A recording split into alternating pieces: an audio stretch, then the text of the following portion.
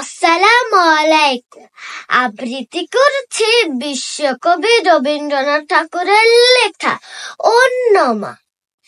আমার মা না হয়ে তুমি আর কারো মা হলে ভাবছো তোমায় চিনতেম না, যেতেম না ওই কুলে।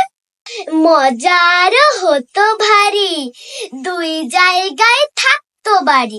আমি থাকতেম এই গায়েতে, তুমি পাড়ির গায়ে। এইখানেতে দিনের বেলা যা কিছু সব হতো খেলা। দিন ফুরোলোই তোমার কাছে পেরিয়ে যেতেম নাই। হঠাৎ এসে পিছন দিকে আমি বলতেম, বল দেখি কে? তুমি ভাবতে চেনার মতো, চিনিনি তো তবু। তখন কোলে ঝাঁপিয়ে পড়ে আমি বলতেম গলা ধরে, তোমায় আমার চিনতে হবে, আমি তোমার অবু।